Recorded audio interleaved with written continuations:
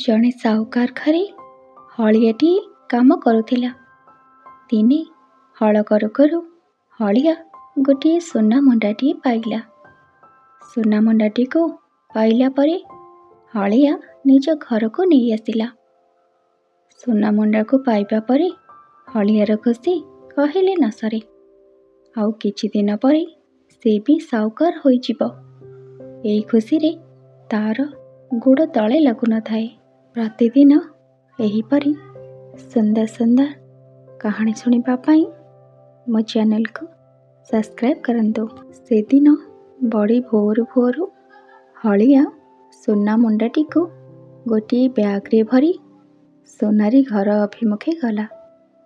ସକାଳୁ ସକାଳୁ ସୁନାରୀ ହଳିଆକୁ ଦେଖି ଆଶ୍ଚର୍ଯ୍ୟ ହୋଇଗଲା।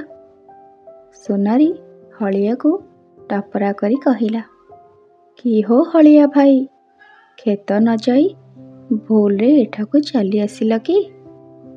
ହଳିଆ ଉତ୍ତର ଦେଲା, "କି କହିବି ସୁନାରୀ ଭାଇ, ମୋର ଏଇ ପୁରୁଣା ସୁନା ମୁଣ୍ଡାଟିକୁ ତମ ପାଖକୁ ଓଜନ କରିବାକୁ ଆସିଛି। କେତେ ହେଲା ଓଜନ କରି କହିଦେଲେ ମୁଁ ପୁଣି ଫେରିଯିବି।" ହଳିଆ ପାଖରେ ଏତେ ସୁନା ଦେଖି ସୁନାରୀର ମୁଣ୍ଡ ଘୂରେଇ ପକାଇଲା। ସେ ହଳିଆ ପାଖରୁ ଏହି ସୁନାକୁ କେମିତି ହଡ଼ପ କରିବ ସେ କଥା ଚିନ୍ତା କଲା। ହଳିଆ ଯେମିତି ସୁନା ମୁଣ୍ଡାଟିକୁ ସୁନାରୀକୁ ଦେଇଛି, ସୁନାରୀ ସେହି ସୁନା ମୁଣ୍ଡାଟିକୁ ନେଇ ତାର ସ୍ତ୍ରୀକୁ ଦେଇଦେଲା। ଆଉ ଚୁପଚାପ କରି ନିଜ କାମରେ ଲାଗିଗଲା। ସ୍ତ୍ରୀ ଏହି ସୁନା ମୁଣ୍ଡାଟିକୁ ନେଇ ତାର ସିନ୍ଦୁକରେ ରଖିଦେଲା। ବହୁତ ସମୟ ହେଲା ସୁନାରୀ ଆଉ ହଳିଆକୁ ସୁନା ଫେରାଇଲା ନାହିଁ।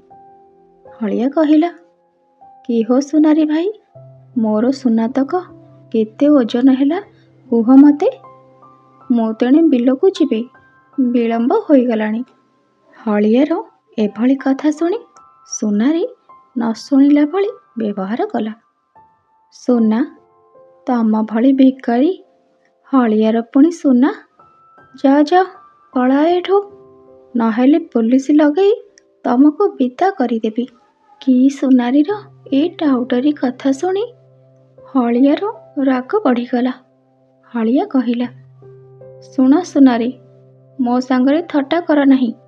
ମୋ ସୁନାତକ ଫେରେଇ ଦିଅ, ମୁଁ ଚାଲିଯିବି।" ସୁନାରୀ କିଛି ନ ଶୁଣି ହଳିଆକୁ ଧକ୍କା ମାରି ବିଦା କରିଦେଲା। ଆଉ ତାପରେ ରାଜାଙ୍କ ପାଖକୁ ଯାଇ ହଳିଆ ବିରୁଦ୍ଧରେ ଫେରାଦ ହେଲା।